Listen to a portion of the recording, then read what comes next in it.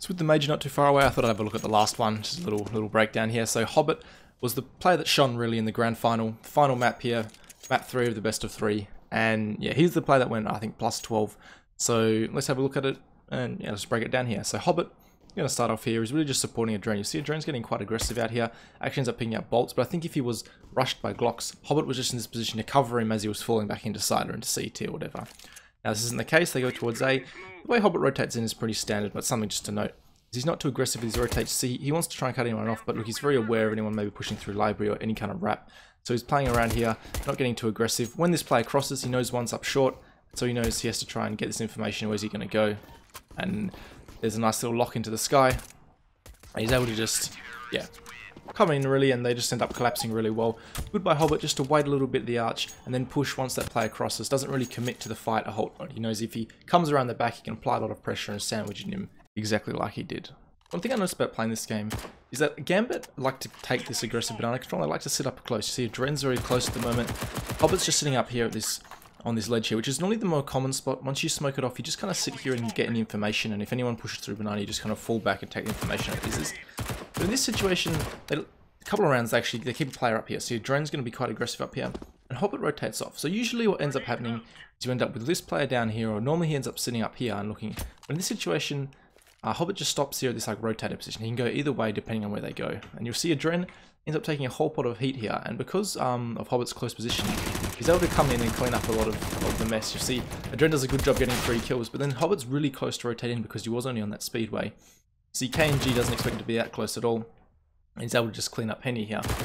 But really just his positioning here on the speedway is interesting with the player down deep. Often, as I said, you have the player looking down long. Long banana just falling off getting information. But in this situation, because he knows they're aggressive, he's only rotating the speedway. He's not coming all the way over to A. So again here, they're up aggressive banana after taking this control. You see it was smoked off a second ago. Adren's doing the more standard thing that I was talking about before. He's just spotting for information. Like this, jumping over, having a look if anyone's pushing up. But no one is. You'll see here, HObbit's position, Lucas just doesn't expect it at all because of how common it is for teammates to or players just to flow off. He doesn't check it properly. He just expects, okay, they're probably going to be holding where Adren is. It doesn't expect HObbit, and he just gets one easy kill here with the SMG. And I mean, look at this. They forced into this round with 3 SMGs. HObbit's able to switch to an AK, and they've got themselves in an amazing situation with a great bonus round. So you'll see here, they've gone for this aggressive banana control, pretty standard stuff in a high level of play. You just go for this banana control, and HObbit's doing, as I was talking about before, I keep rambling on about it, but just this normal control. See, Immortals are a lot more thorough now. They're modelling everything out because of how aggressive Gambit have been at the beginning of this one. And HObbit just falls back here. The standard thing, he's going to fall back here, and actually going to set up a nice little crossfire here. I'll just fast forward this. He's boosting up Adren, and then he himself is going to get onto the second orange's position. The first orange's actually, excuse me. You see, this is just a really nice crossfire here. You'll see he gets to take out bolts, and then he's just going to hide here until Adren takes some contact. And then Adren takes contact. Lucas does a good job there. You notice the way Lucas swung out, just pre-fire the boost area, and then he quickly moves back because he knows HObbit's going to peek him, because that's how double peek works. They still managed to take him down though. And really it was well done by Lucas there. He has a good awareness, but again the crossfire is just too strong. They end up taking all the players down. Again here we're going to see even more variation from HObbit on the banana hold. He's going to start off the same as last round. I'll just fast forward a little bit. He's going to get up here. As I said before, very standard stuff. And he's just going to get this first pick again. It always seems to be bolts in this situation. So he's going to connect this shot onto bolts. And now instead they've actually saved one of their smokes. So often teams will throw both their smokes just to make sure they've got control. And HObbit's going to re-aggress here and clear it out once more. And you see this is just a whole pile of more pressure. Again, most teams would be happy with that one pick. They'd fall back and just be like, okay, that's enough. But HObbit here again, you'll see he's applying all this pressure. And then as the smoke gets close to fading, he's back into again to the exact same position which they might not expect. And that's about it. They don't really end up coming towards B, but you'll see another thing HObbit does, which a lot of teams don't always seem to do very often, is he will push banana and apply this pressure. He doesn't get a kill in this situation, but it's just something else that he's throwing in. This round, HObbit again is in a different position looking at banana after the smoke's been gone. This time he plays it more conventionally. He just falls back straight away, letting his teammates rotate in, and you'll see Immortals slow it down a little bit here. They're just waiting to see if they can maybe get the team player to rotate back, but they're not really getting anything done. They're just preparing themselves. They don't really have any utility. You see here, it's just going to be a nice ace. There's not much to this one here, except that you can maybe take away the fact that he played it top middle differently, but it's just an ace for you guys to watch. Nothing super complex there. In this round here, HObbit gets a little bit caught up doing what he always does. You see he's going to molly down, go for this deep control, and a whole pile of nades come up from Immortals. It's a little bit of a hindsight thing, but you see he gets caught off. He he wants to get involved in his nades too much. This is something Hobbit does a little bit. If I had one criticism for him, it would be just fumbles with his nades a little bit. This is a very hindsight thing, and it's really not a huge deal. Just something to be aware of when teams on an eco like this or in a forced buy, and you see a lot of nades coming towards you, maybe just back up and give it to them. Also, one thing to notice is a lot of teams will just molly here early. Hobbit decided to molly down far towards here. Even if this molly goes down, some teams in this rush situation will have a smoke. They'll chuck their smoke on here and just charge straight to it like they did, as if there was nothing there.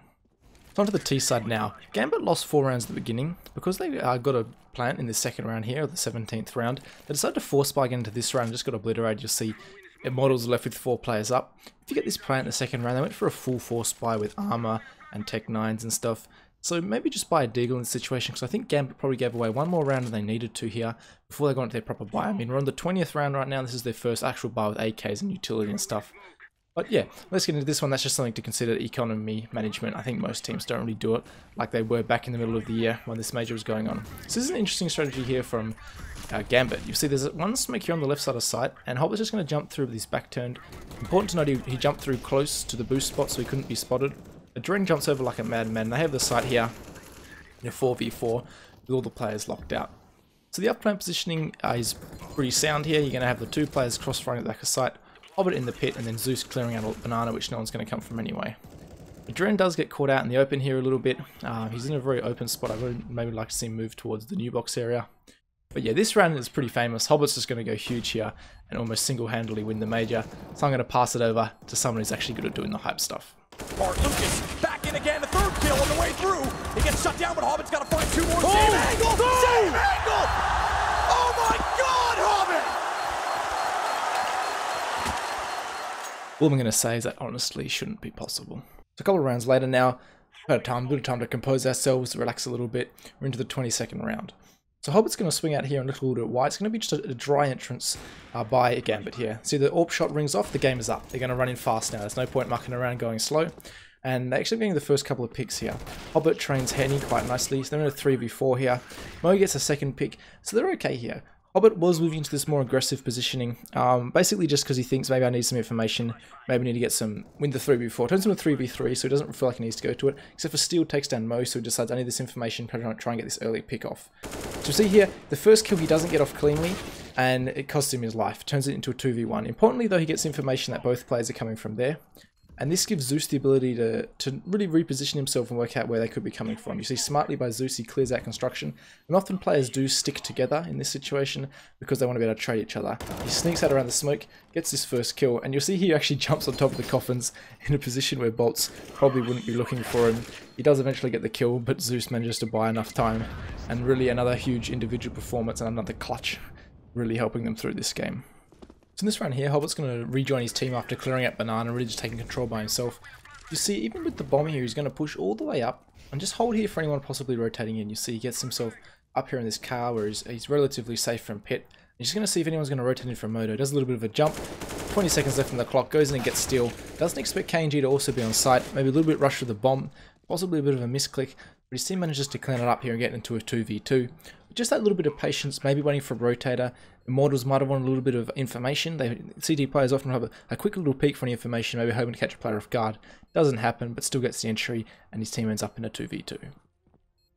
So getting this round, Hobbit's been the man taking control of Banana. It seems to be his job in the team, or it wasn't at this point in the team's life cycle, I guess, with Zeus. So he's going to come in here and just start off with the entries. Team's obviously disadvantaged in a 2v4. They know where Bolts is. They've worked this out previously. Nice little headshot onto him. He's just going to get the bomb down here. This is smart. You're not be wasting too much time.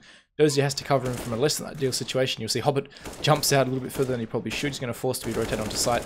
Dozier with a nice shot onto Lucas. You see Dozier here actually is pretty smart about this. He's not over peeking. He needs to play for Hobbit here and just really bait time for him. He's going to actually smoke himself out here, give himself room to move. So you see he just waits. And it's all about timing. He could get unlucky. He's going to swing back around.